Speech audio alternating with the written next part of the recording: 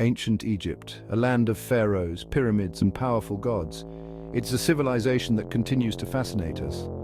Among its many mysteries is the story of Tutankhamun. He was a young king who ruled for a short time and died under mysterious circumstances. His name echoed through millennia, not for his reign, but for the spectacular discovery of his tomb in 1922. Tutankhamun, often referred to as King Tut, ascended the throne at the tender age of 9. He was a product of the turbulent Amarna period. This era was marked by religious upheaval and royal intrigue. Little is known about his short reign, which lasted from approximately 1332 to 1323 BC. He ruled for a mere 9 years before his untimely death at the age of 19. The cause of Tutankhamun's death remains a subject of debate among scholars. Some theories suggest foul play, while others point to illness or even an accident. His death, shrouded in mystery, only adds to the intrigue surrounding his life and reign. However, the true extent of his story wouldn't be revealed until centuries later. It would be the discovery of his tomb that would catapult Tutankhamun from a little-known pharaoh to a global icon. His name would become synonymous with ancient Egyptian allure and the enduring power of the past. In the early 20th century, the Valley of the Kings in Egypt was a hub for archaeological exploration. Hidden beneath the sands, the valley held the tombs of many of Egypt's most powerful pharaohs. One name, however, seemed lost to time: Tutankhamun. That is, until the persistence of a British archaeologist named Howard Carter changed history forever. Howard Carter, a meticulous and determined archaeologist, had been excavating in the Valley of the Kings for years. He was driven by an unwavering belief that he would find the lost tomb of Tutankhamun. His intuition proved correct. In 1922, after years of tireless searching, Carter stumbled upon a set of steps leading down into the earth. Those steps would lead him to one of the most significant archaeological discoveries of all time. As Carter peered through a small opening in the tomb's entrance, he uttered the now famous words, "Yes, wonderful things." The antechamber, untouched for millennia, glittered with gold. It was filled with treasures beyond imagination. The discovery of Tutankhamun's tomb was a sensation. The world was captivated by the treasures it contained. From the iconic golden mask to chariots, weapons, and everyday objects, the tomb provided an unprecedented glimpse into the life and death of a young pharaoh. Yet, as the world marveled at the dazzling artifacts, whispers of a curse began to circulate. The discovery of Tutankhamun's tomb ignited the world's imagination. People were captivated by the treasures and the glimpse into a long-lost civilization. However, amidst the awe and excitement, a darker narrative began to emerge: the legend of the pharaoh's curse. Ancient Egyptians believed in the power of curses. These curses were intended to protect the dead and their resting places. Inscriptions on the walls of tombs warned of dire consequences for those who dared disturb the eternal slumber of the pharaohs. While many dismissed these warnings as mere superstition, the timing of certain events following the opening of Tutankhamun's tomb fueled the flames of the curse legend.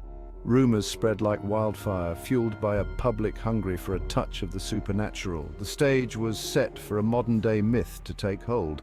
The curse of the pharaohs, once confined to ancient texts and hushed whispers, was about to take center stage in the global consciousness.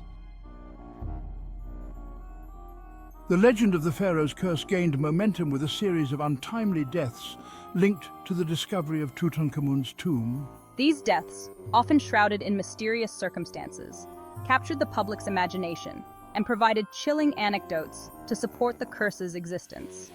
One of the first alleged victims was Lord Carnarvon, the wealthy patron who financed Howard Carter's excavations. Carnarvon died in 1923, just a few months after entering Tutankhamun's tomb. His death, attributed to an infected mosquito bite, was quickly seized upon as proof of the curse. Newspapers ran sensationalized headlines linking his demise to the opening of the tomb. Other deaths followed, each adding fuel to the fire of the curse legend. George J. Gould I, an American financier who visited the tomb, died shortly after. Aubrey Herbert, a member of the British Parliament, also succumbed to an infection following a visit. Each death, regardless of its actual cause, was woven into the tapestry of the curse. The media played a crucial role in perpetuating the legend. Newspapers around the world ran sensationalized stories about the curse, often exaggerating or fabricating details to heighten the sense of mystery and dread. The public, captivated by the blend of ancient history and supernatural intrigue, eagerly devoured these tales. While the legend of the pharaoh's curse gripped the public imagination, scientists and skeptics sought more rational explanations for the deaths linked to Tutankhamun's tomb. They argued that the alleged curse was nothing more than a series of unfortunate coincidences, easily explained by natural phenomena. One theory focused on the potential presence of dangerous pathogens within the tomb. Sealed for millennia, the tomb's environment could have harbored harmful bacteria or fungi. Exposure to these microorganisms could have led to infections and illness, particularly in individuals with weakened immune systems. Another theory centered on the use of toxic substances in ancient Egyptian burial practices.